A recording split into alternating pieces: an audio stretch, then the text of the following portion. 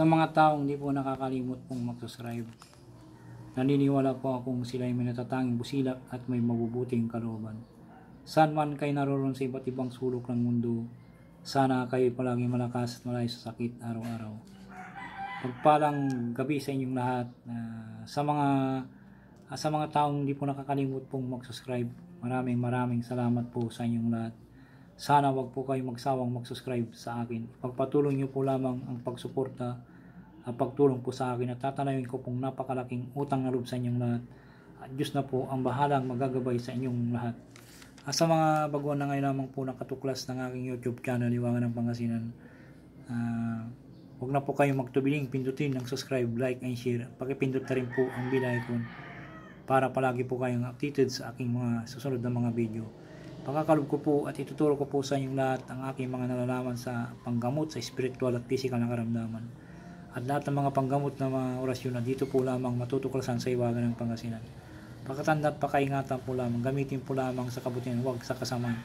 Gamitin upang makatulong sa mga taong nangangailangan, huwag pong ipagyabang.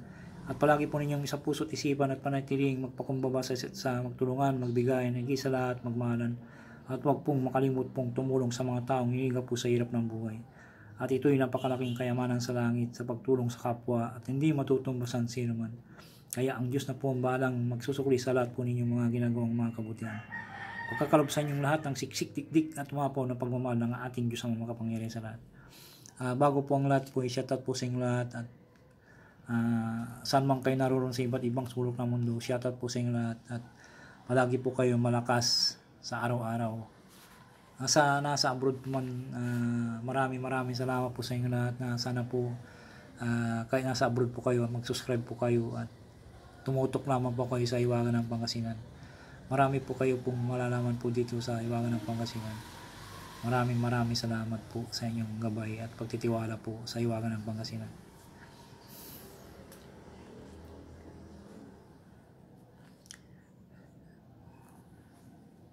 Ang isi-share ko po sa inyo para pangmaligtas po tayo sa kamatayan palagi sa araw-araw, sa mga disgrasya. Napaka-importante po ito na aking isi-share ko po sa inyo na pakakalob, orasyon ni Jesucristo upang maligtas mula sa kamatayan po.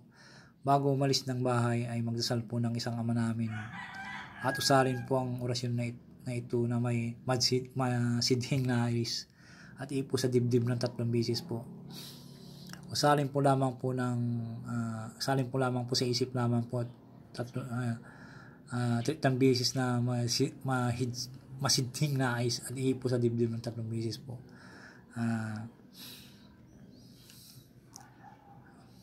Magdasal po ng isang Ama namin po at isunod po yung orasyon po ng 3 beses. Narito po ang Ama namin po, magdasal po ng isang Ama namin. Kung gusto niyo rin pong magdasal ng isang Ama namin yung sa Latin po, pwede rin po sa Latin po kung po magdasal po sa Latin.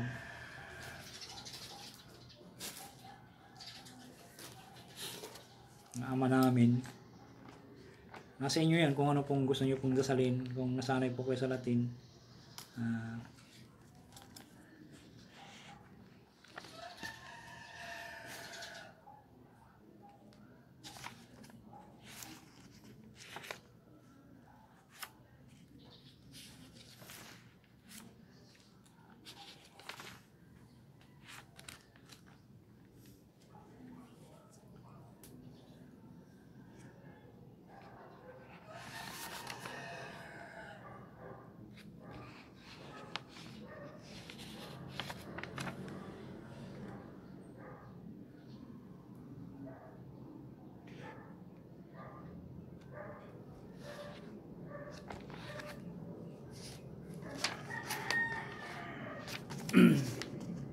gusto po yung Latin, magdasal po kayo Latin.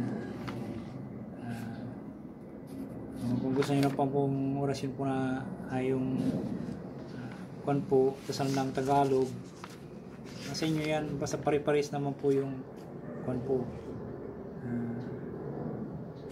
Magdarasal po, basta isa lang po yan.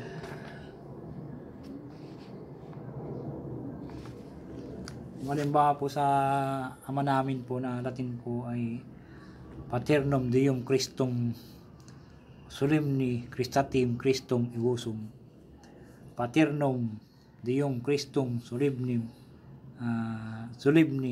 Christatim Christum Evosum, Paternum Deum Christum solemni Christatim Christum Evosum. Kung sa Latin po ang Ama namin po.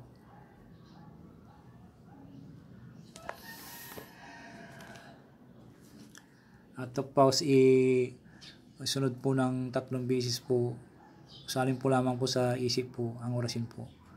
Narito po ang orasyon: Pas Deum Pater Pisarum Sanctum Fideum Spiritum, Pas Deum Pater Pisarum Sanctum Fideum Spiritum, Pas Deum Pater Pisarum Sanctum Fideum Spiritum. Yan po ang orasyon po ng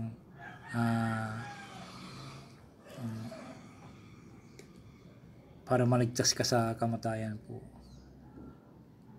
Parang po yan, panganib po. Kung nasa panganib po kayo, usalin nyo lamang po at ipon nyo sa dibdib po ng 3 beses. Yung ibig kong masidhing nais, yung tiwala po kay sarili po ninyo na hindi po kayo nag-alinlangan. Ang tinatawag po na masidhing nais po. At focus po kayo sa sarili po. Sana po nagusto po nyo aking paliwanag po. Napaka-importante po sa ating pang-araw-araw po. Marami na po akong pinagbigyan to na orasyon po. Sa awa ng Diyos po ay nagamit po nila. Malaya sila sa disgrasya ka palagi.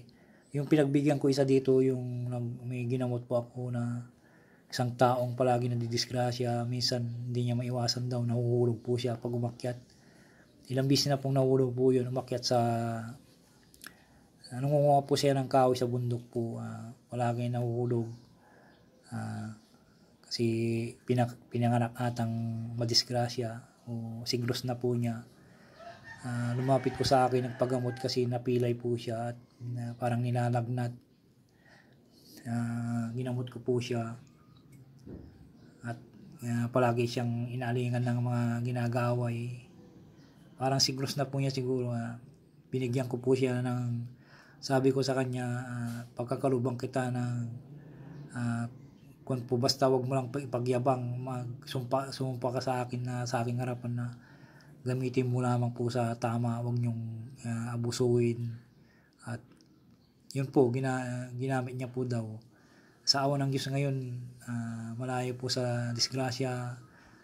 Minsan pag dumadaan sa bahay ay nagbibigay na siya ng pag may nadaanan po siyang prutas, kinukuha niya kahit ano pong prutas, saging o mangga, humingi po daw siya, makyat at nagbibigay po siya. At kahit hindi ako humingi, ay nagbibigay po siya para siguro sa pinagkaloob ko po sa kanya. At tuturuan ko rin po siya para makapaggamot siya na taong ito, para makatulong po sa pamilya niya. Siya po isang tuka rin po na pupunta po sa bahay. Minsan kung may tutulong ko ako sa kanya, tinutulungan ko po siya. Napakabait po siyang tao.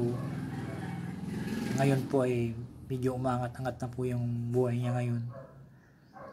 Basta sabi ko sa kanya, tiwala ka lang sa Diyos ang mga kapangyarihan sa lahat.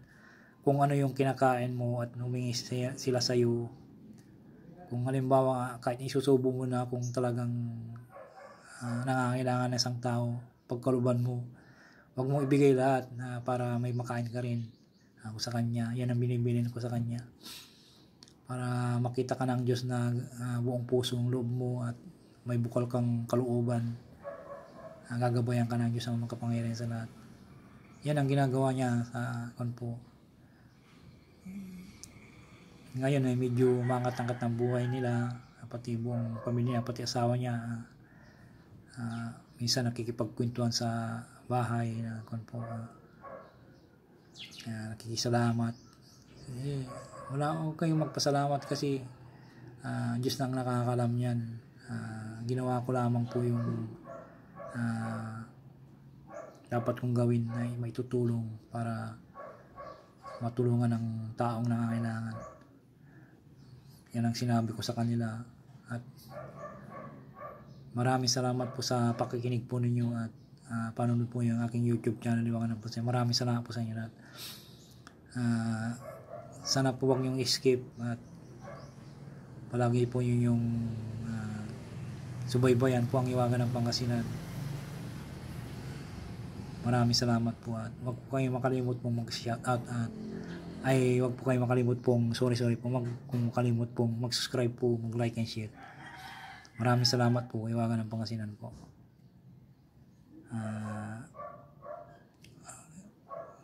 Sana palagi kayong malakas araw-araw. God bless po sa inyo lahat.